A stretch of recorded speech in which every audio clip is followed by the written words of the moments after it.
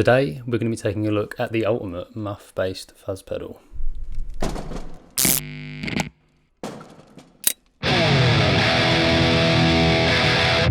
The American Geek high gain fuzz machine was our first foray into the world of the Big Muff circuit, starting life in its first iteration as a pretty straightforward clone of an unknown Muff circuit from 1975, which over the years has now morphed into this 7-control monster that you now see in front of you. But before we get into the specifics of this new version, let's wrap a bit of context around all of this by taking a look back at the history of the pedal. This is what the pedal looked like when it was first released. Notice that this first version has a mids foot switch. What this did was swap out a capacitor in the tone stack to change that usual slightly mid-scoop sound into a slightly mid-pushed sound. And this basic modification was kind of what paved the way for the fully adjustable tone stacks in the later versions. Other than that, like I said, it was a pretty straightforward clone, and that's something that we wanted to move away from fairly quickly because it's not as flexible as we wanted it to be, and it's pretty boring just to build straight clones. Which brings us quite nicely onto this second iteration, which you'll see is kind of a halfway house between the first version and the current version. So it's the same core circuit, but with a few mods that really bring it into its own thing. Firstly, the tone stack has been replaced by 4 filter controls, and whilst filter isn't an inaccurate description of what these controls are doing, we did find that it was confusing for some people, so you'll see on the latest version we've reworked and renamed some things.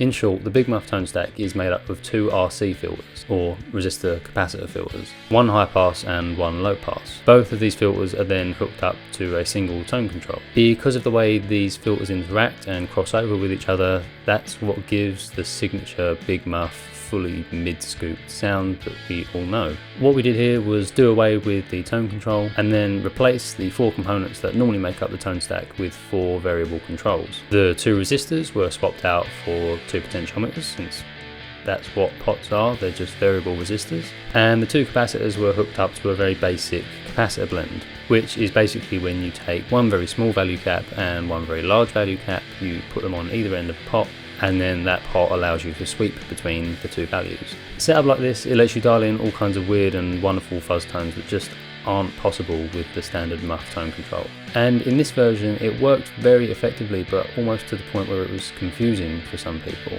as just by the nature of how these filters work there was a lot of crossover, meaning that pots would only do certain things if other pots were in certain positions. And whilst there will always be an element of that when doing it this way, we knew we had to refine it a little bit. The schematic this pedal is based on also has quite a lot of low end compared to a lot of other Muff variants that have been released over the years, due to the fact that throughout the schematic this version uses a lot of high value capacitors, where in a lot of the other versions there's a lot smaller ones. And whilst low end is great, in this specific version when built part for part it almost got to the point where it was kind of muddy and undefined, which is also something we wanted to change. The second biggest addition to this version of the American Geek was the addition of the clipping diode rotary on the second gain stage. So to look at it simply, the Big Muff circuit has roughly 5 sections you can break the circuit into. The input stage, the first gain stage, the second gain stage, the tone stack, and the output stage. Both of those gain stages in the middle are basically just boost circuits with clipping diodes set up to soft clip. And if you want to learn more about what soft clipping means, I'll post a link in the description to a video I recorded a while back about all things clipping diodes. Fuzz is actually a bit of a misnomer for the Big Muff circuit because it's comparatively more similar to an overdrive pedal than a fuzz when looking at the circuit, but that's a discussion for another day. Because both of these stages are so heavily saturated, changing the diodes in the first stage doesn't actually really do much to the overall output of the sound, whereas it makes a pretty drastic difference when changing them in the second stage. Think of it as if you were going to stick on a fuzz pedal in front of a clean amp. The difference between your clean guitar amp and the fuzz sound is going to be far more drastic than if the amp was already clipping quite heavily. Changing the clipping diodes isn't really anything to do with like trying to recreate the different variants or anything like that, similar to what we did with the Cranium, where those diodes did actually represent the different variants of the Rat, because most of the Muffs released throughout the years use pretty similar sounding diodes. In fact, you won't really find diode switching in any of the actual Electro Harmonix Big Muffs. You only really find these type of switches in boutique clones and inspired buys made by independent companies like us. The reason we wanted to do this is just because it makes such a drastic difference to the overall output of the sound, and it just adds that other layer of tweakability, which now brings us onto the current version of the American Geek.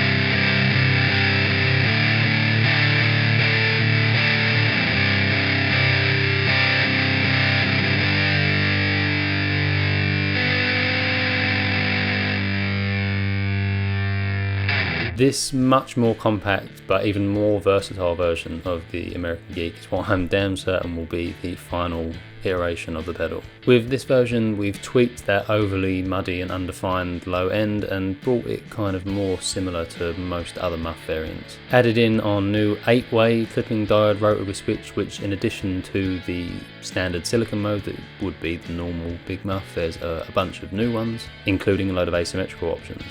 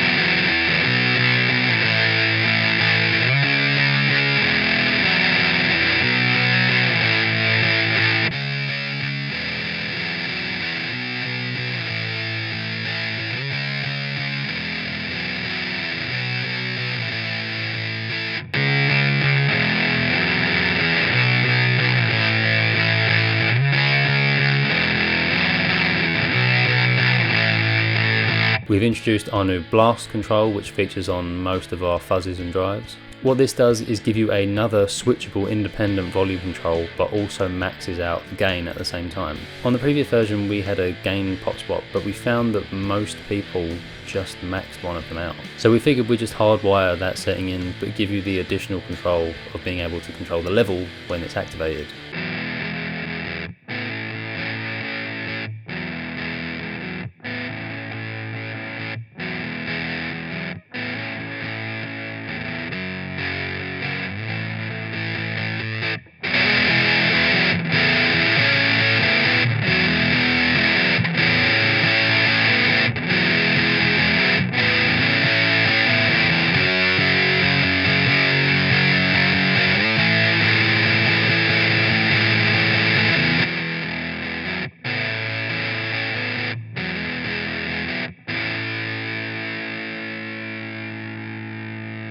Big Muff circuits also have a tendency to kind of crap out at lower gain settings, so that was something we also worked on, which was to tweak the way the gain control worked to make it usable throughout the whole sweep of the pot.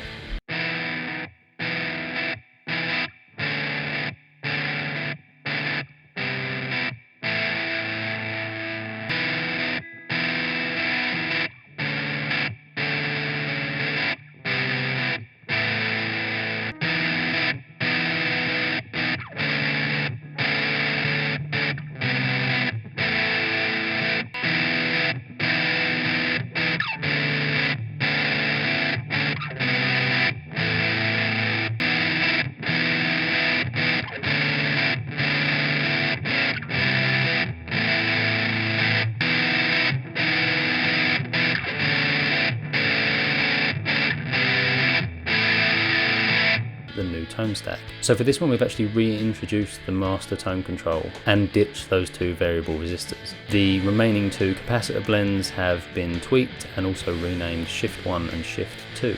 This name I feel suits the function a little better because when it was previously called filter, I think that implies that it's shifting a fixed frequency like you'd get on an EQ pedal, and that's just not what this is. This setup is far more effective and easy to use in my opinion, as we've increased the range of those two capacitor blends, but the tone control still acts as you would expect it to, meaning you get all the benefits of a highly tweakable tone stack where you can add in loads of mid-range or cut loads of bass if you want to, but then still tame the treble content with the tone control. It's still interactive just by the nature of how these things work, but it's far more intuitive.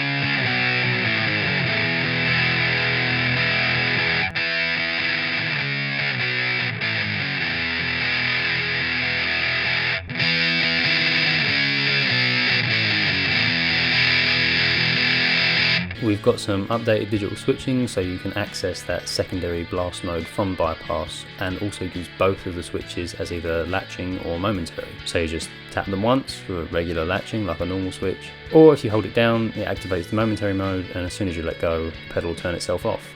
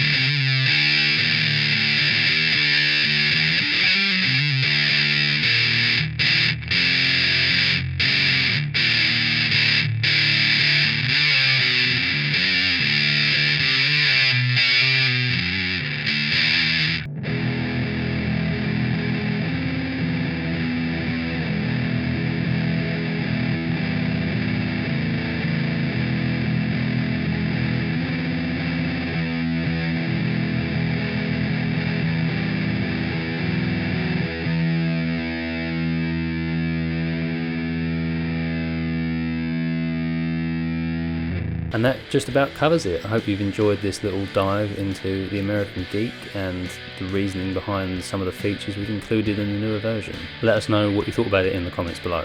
If you want to read any more information about it, we'll post a link to the product page on our website down in the description. For more information on any of our pedals, head over to xandercircuitry.com. As always, head over to our social media pages on Facebook, Instagram and Twitter if you want to see what's going on with us on a more daily basis. And we'll see you next time.